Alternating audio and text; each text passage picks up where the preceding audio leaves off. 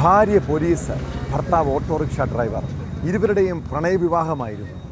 എല്ലാ വീടുകളുടെയും പോലെ തുടക്കത്തിൽ സന്തോഷത്തോടെ കഴിഞ്ഞിരുന്ന കുടുംബം. എന്നാൽ കുറേ നാൾ കഴിഞ്ഞപ്പോൾ ഇരുവരും തമ്മിൽ പ്രശ്നങ്ങൾ തുടങ്ങി. ദാമ്പത്യ തർക്കം രൂക്ഷമായപ്പോൾ ദിവ്യശ്രീ ഭർത്താവ് രാജേഷിനോട് ഇനി ഒന്നിച്ച് ജീവിക്കാൻ താല്പര്യമില്ലെന്ന് പറഞ്ഞു. പിന്നീട് വിവാഹമോചന കേസ് കോടതി വരെ എത്തി.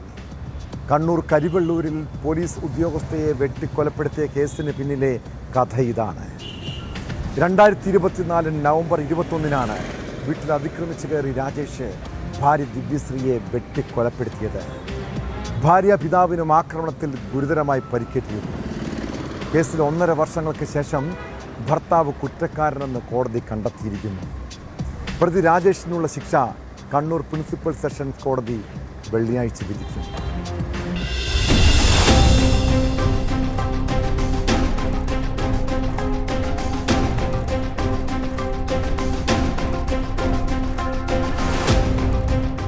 ദാമ്പത്യ പ്രശ്നത്തെ തുടർന്ന് ദിവ്യശ്രീയും രാജേഷും കുറച്ചു നാളുകളായി അകന്നു കഴിയുകയായിരുന്നു. ഇവരുടെ വിവാഹമോചന പരാതി കണ്ണൂർ കുടുംബ കോടതിയുടെ പരിഗണനയിലായിരുന്ന സമയം.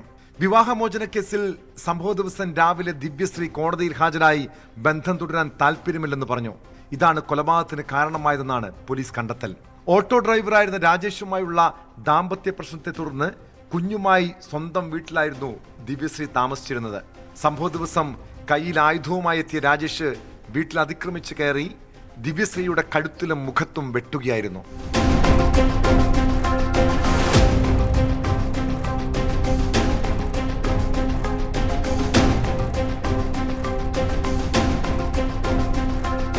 കാസർഗോഡ് ചന്ദേര പോലീസ് സ്റ്റേഷനിലെ ഉദ്യോഗസ്ഥയായ ദിവ്യശ്രീക്ക് സംഭവ ദിവസം രാത്രി ശബരിമലയിൽ ഡ്യൂട്ടിക്കായി പോകണം.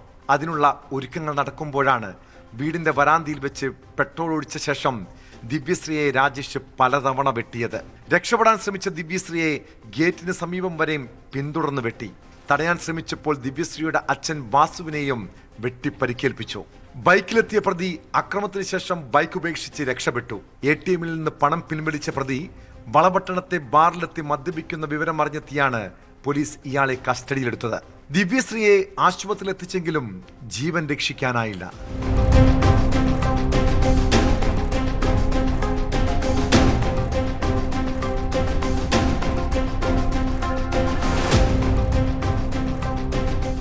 കേസിലെ ഏറ്റവും ശക്തമായ തെളിവായി പ്രോസിക്യൂഷൻ ഹാജരാക്കിയത് കൊലപാതകത്തിന്റെ CCTV ദൃശ്യങ്ങളാണ്.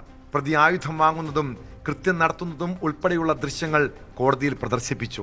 ഇത്തരത്തിൽ കോടതിയിൽ ദൃശ്യങ്ങൾ പ്രദർശിപ്പിക്കുന്നത് അപൂർവമാണെന്ന് public prosecutor K. Ajith Kumar ചൂണ്ടിക്കാട്ടി. 102 രേഖകളും 51 തൊണ്ടിമുതലുകളും കേസിന്റെ ഭാഗമായി കോടതിയിൽ ഹാജരാക്കിയിരുന്നു. വിചാരണ വേളയിൽ തനിക്ക് മാനസികാസ്വാസ്ഥ്യമുണ്ടെന്ന് കാട്ടി പ്രതി രാജേഷ് രക്ഷപ്പെടാൻ ശ്രമിച്ചു.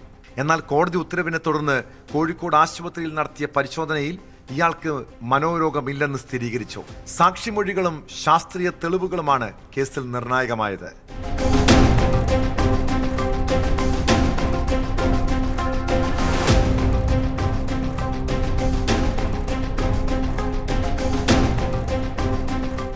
ന്യൂസ് 18 കണ്ണൂർ. കൂടുതൽ വാർത്തകൾക്ക് news 18 Keralam YouTube channel subscribe ചെയ്യുക.